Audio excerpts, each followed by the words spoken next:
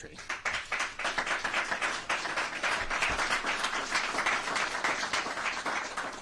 want to thank President Albritton and Speaker Perez for meeting this moment, rising to the occasion, and for producing a product that reflects the values and aspirations of the voters who sent us here in the first place. Now, Florida has been leading on these issues, particularly when Biden administration took hold. They opened the border and created chaos, not just in those border communities, but all across the country. We have led with Operation Lone Star, the first state in the country to send support for Texas during the Biden administration to combat the illegal border crossings. We also launched Operation Vigilant Sentry, plugging the holes that Biden left in our marine defense and interdicting over 17,000 illegal aliens that have now been repatriated by the Coast Guard just in the last year and a half alone. Of course, we had our illegal alien transport program, and then we've enacted legislation, no ID cards of any kind. That's a huge deterrent for illegal immigration. Increased penalties on illegal aliens for a variety of things, including driving, including voting, and also making sure we're monitoring hospital costs, and we've deterred a lot of costs in our healthcare system. So as Florida has led on this, it's been a team effort. The legislature has been with us on issue after issue for really the last 4 or 5 years, really all the way going back to the ban on sanctuary cities 4 or 5 years ago. So I want to thank them for their partnership on that. And we've been moving forward even as this legislation has been debated. And, I know there was a lot of twists and turns, but I like to tell people is like, when you're on an airplane, sometimes you have turbulence, and like in the moment, you kind of think of it. The minute you land safely, you just kind of forget about it and you move on with your day. And this plane landed safely and securely and soundly. We're going to continue to do our part. Even as this was going on, we executed a so-called 287G agreement with the Department of Homeland Security and Florida Highway Patrol. So they have been out. They have been conducting operations. FDLE has been doing it. I'd imagine you'll see an agreement between DHS and FDLE very shortly to be able to protect our communities. Now, when we called for this special session, we outlined a number of things that we thought were important. And it wasn't about, like, I was saying this. These are things that our voters had asked for. These are things that people who are smart in this space have talked about for many years. And now with the Trump administration at that time preparing to take power, now in power, this was our time to act. We wanted to make it a state crime to enter the state of Florida illegally. We wanted to make sure there were duties on state and local law enforcement, including having appropriate sanctions up to and including removal from office, so that they're participating with the enforcement of federal immigration laws. We wanted there to be a coordinating officer to be able to help work with these local authorities. We wanted to broaden the gang language so that we could sweep in more of these illegal alien gangs and hold them accountable. We wanted to make sure that we were able to exercise transport as appropriate. We wanted to repeal in-state tuition and focus on Floridians for people that were here illegally, no in-state tuition. Wanted to make sure there were strong penalties on voter fraud and registering to vote as an illegal alien. We wanted to police and deter the remittances, and we wanted to end the practice of catch and release, where you have a dangerous criminal alien get arrested and then immediately released back onto the street by our justice system. And I'm happy to say that of those key policies, virtually all of them are reflected in the legislation that was passed by the legislature today. So the voters who have been talking to me about this for many, many years, who wanted to see very swift action, just know that what the legislature did today, that answers the call. This is what you asked for. This is what you expected for us. And this really is kind of just the ticket to the dance. We're going to be implementing it. There's going to be a lot of things that happen, but I can tell you the state of Florida will be safer and secure as a result of this legislation. And again, I want to say this is a team effort. We got folks in both houses of the legislature. Obviously, our office, we were working very hard on this for many weeks, and we've produced a really, really strong product. I absolutely anticipate other states will follow what Florida has done as we move forward in the weeks and months ahead. We are ahead of the curve on ending the illegal immigration crisis. We didn't just sit on our hands. We got to work. We hashed it out. And we've got a great product going forward. So we are the model that a lot of these states look to.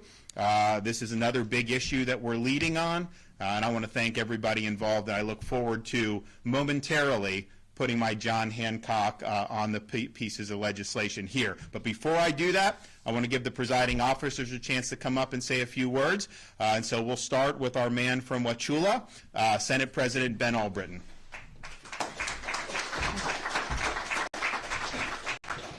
Good afternoon. This is a sunshine state, and today the light is shining brightly.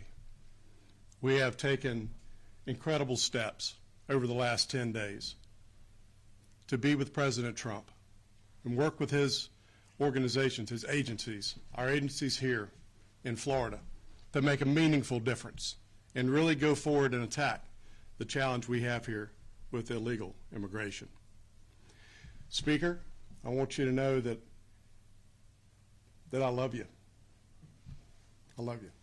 You're a good friend and trusted. Thank you very much for all the work that you put into this. Governor, you've been the tip of the spear on this entire discussion. Your leadership has been phenomenal. Thank you so very much. And the last thing that I want to leave you with is this.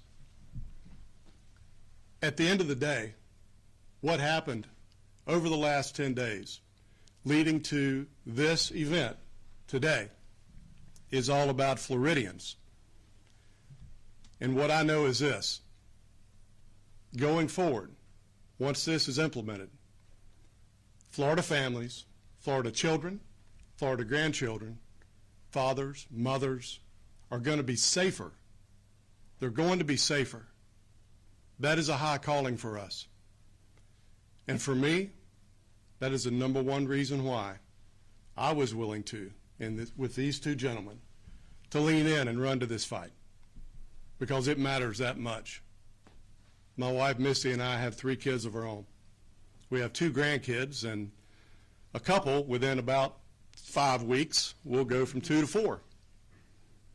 And it's important for me to make sure that they have the best chance possible going forward to be safe here in the state and not be plagued with many of the challenges we've seen because of this crisis. So please bear that in mind as you write about this. It's about Floridians, and it's about their safety. Thank you. Okay, Mr. Speaker. Thank you, President Albritton and Governor. Thank you for your hard work, and thank you to all of you for being here, and to all the Floridians that have been patient over the last several weeks. We all had one common goal, and the goal was to solve for the crisis of illegal immigration through the vision of President Trump. We may have had different ways on how to get there, but at the end of the day, those are discussions that were healthy, were necessary, and make democracy way better after the conversation has been had. And so I want to thank the governor for being a great partner in this, and of course President Albritton from the beginning in the trenches in order for us to put forth the best product that we could. I also want to make sure that we thank the senators and the House members that had their input in this bill. There was a lot of discussion. There were multiple committees. In the House, we had 3 select committees, which were some of the biggest committees we've ever had in the House. And then we had the Budget Committee yesterday in order to bring the discussion forward with Q&A and debate to make sure that the product that we produced was the best, the brightest, and the most conservative in the country. And so the governor's absolutely right when he says that Florida leads, and I do expect many other states to follow.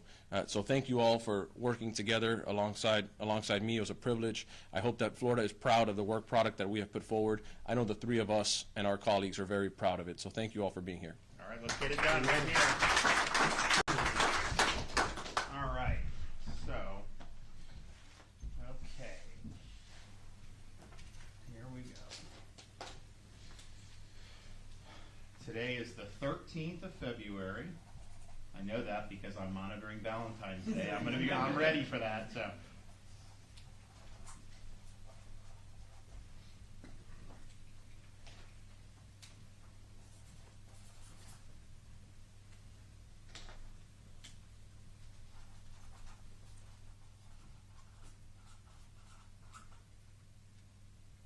right. Okay. You, sir. Thank you. You, sir. Peanut gallery, anybody? Huh? Oh, yeah, okay. All right. Here you go. Great work. Big deal right there.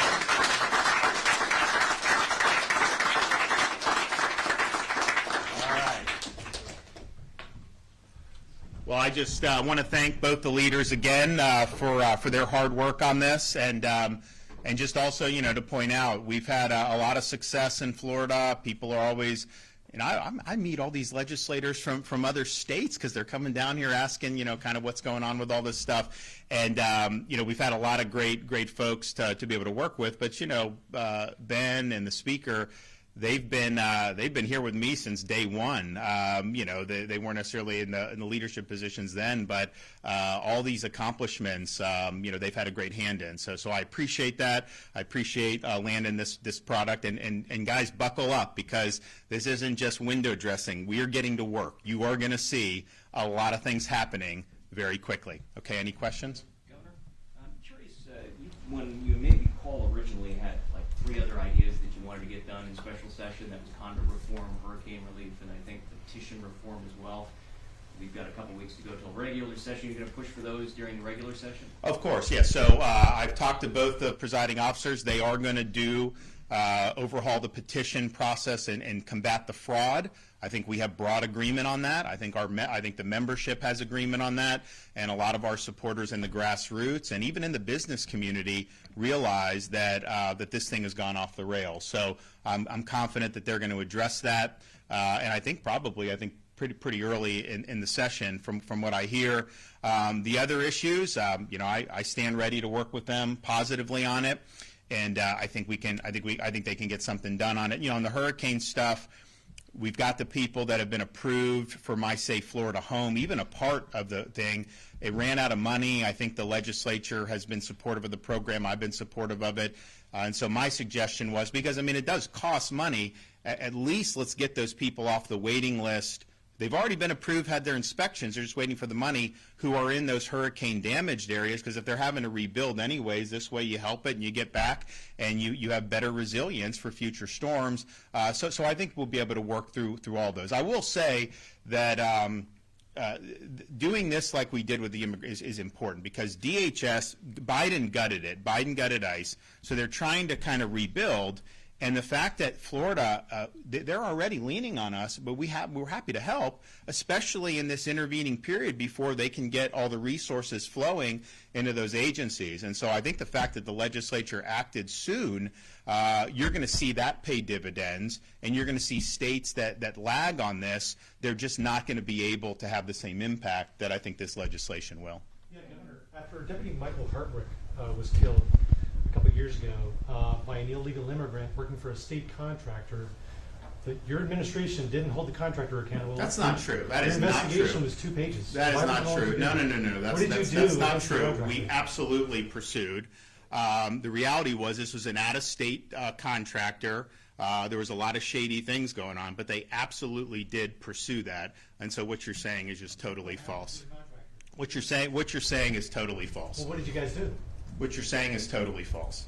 Next. Governor, have you talked to the Trump administration? Are there plans to use the unauthorized alien transfer program to deport people? Have you heard anything about how they plan to use that state program? So there, obviously, our guys have been working with the DHS throughout this whole period.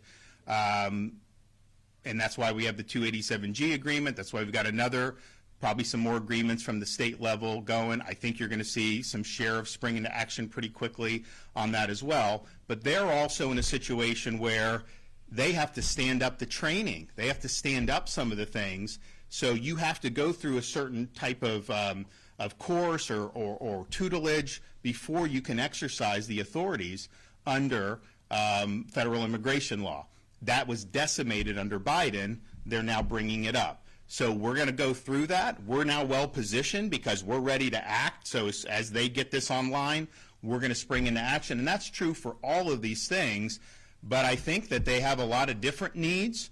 And again, our legislation is like, look, you have a duty, to use, your maximum efforts to be able to assist with this. Now, there may be some law enforcement that may not be able to do some of the things they want because it's just outside their purview. There's others that can. Highway patrol, I know we're going to be able to do a lot, and there's a lot that goes into it. Certainly the transport. So, for example, right now, if you're not qualified to do immigration enforcement, if you have an illegal alien that gets pulled over on the highway, you can call ICE. If ICE comes, they get them, no problem.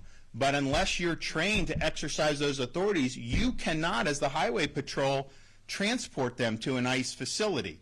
That will change, obviously, as our troopers are trained in this. And so just think about it, like that's going to save, that'll save lives, quite frankly. If you get somebody that's driving drunk illegally here, even if ICE doesn't have anyone available to come get them, you can then just take them and get them in detention. That's a huge thing. And there's a whole host of permutations. But I think we're ahead of the curve as a state. We're working closely with them, particularly on the ground level. There's a lot of things that are happening in the agency because, quite frankly, I think, Biden, he decimated the morale. Some of the people that were in the agency were almost like anti-ICE officers, like they didn't want to enforce the law. Morale was low amongst those who did want to enforce the law. So there's a lot of things that are in flux right now. And so as that gets landed, man, you got a great partner in the state of Florida. So I think what we've done is going to have really important repercussions, not just in the state, but really throughout the country.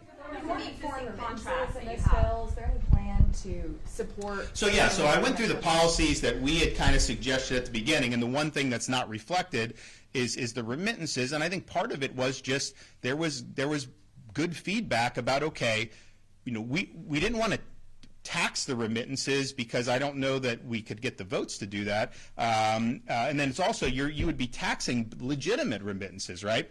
So we wanted to just focus on the illegal remittances, but then to create like an e-verify bureaucracy, there were some concerns about that. So I think the remittances is an important issue. I'm for doing something about it. I think we've got to get to where we get a product that will be administrable, and maybe the federal government will take action on remittances. I think if they do something on remittances, then that would probably obviate the need for us to do it. Ideally, it really does need to be a federal issue. I know Oklahoma, maybe one other state, has tried to tackle it at the state level.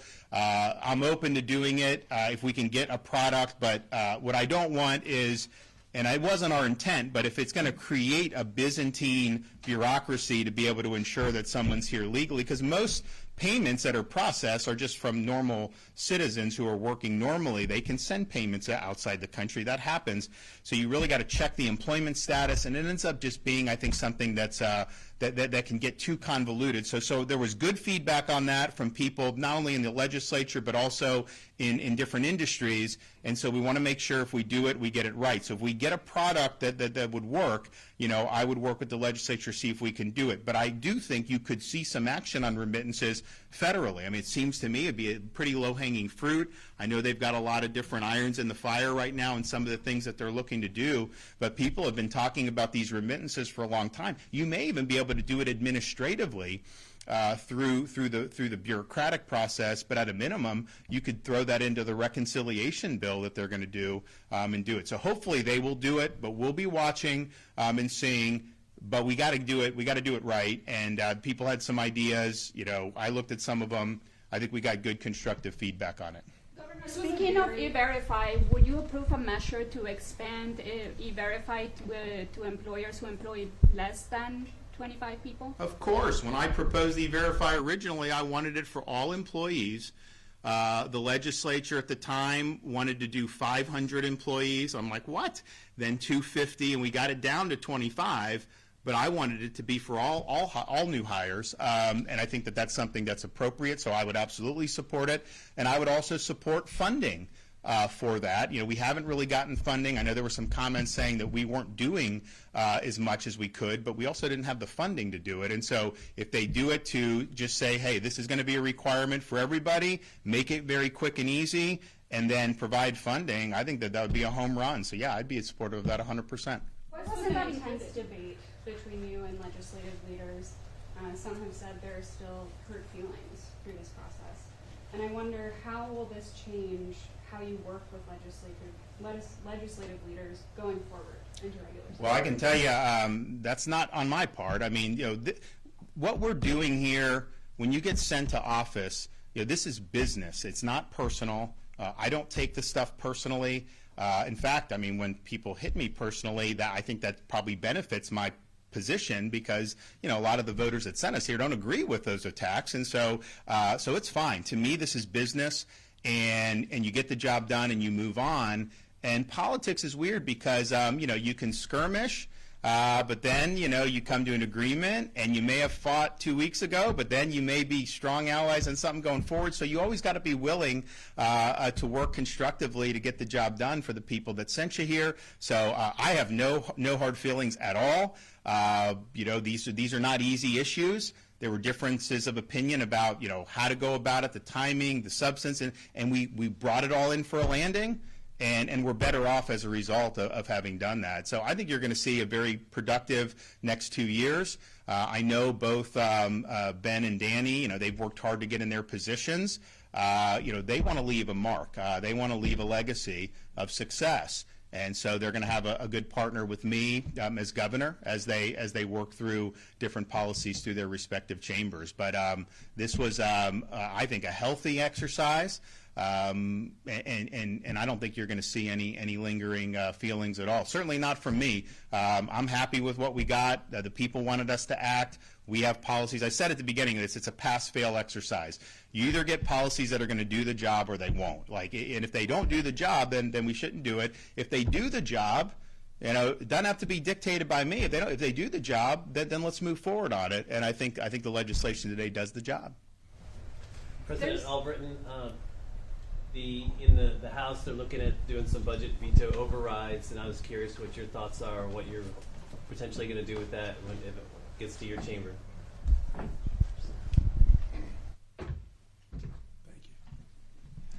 you. The first thing I want to say is I want to go back to the previous question. I suspect everybody in here has a sibling. Sometimes siblings squabble. It happens that way. That's how families work. But I want you to know that I'm incredibly proud of the partnership that we have built with the House and that we have built with the governor. And this right here is a prime example of how when we put our heads together and we run toward the same fight, that we bring results. And I believe that matters. That matters. And I certainly won't speak for the speaker. He does a good job of doing that on his own. Good friend, trusted friend. I will tell you, I agree with the governor. I think the exercise that we've been through for the last 10 days, maybe, the exercise we've been through for the last 10 days has made this family stronger. We've grown from this. I, for one, have learned a huge amount about the immigration process altogether. I don't mind admitting that. It's very complex. It's very complicated.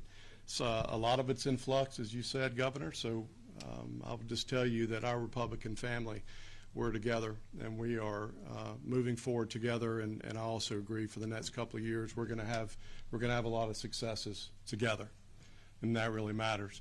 As it relates to veto overrides, the Florida law gives the governor the ability to provide veto overrides, and here's what's fantastic. It's literally magical about the political process in Florida.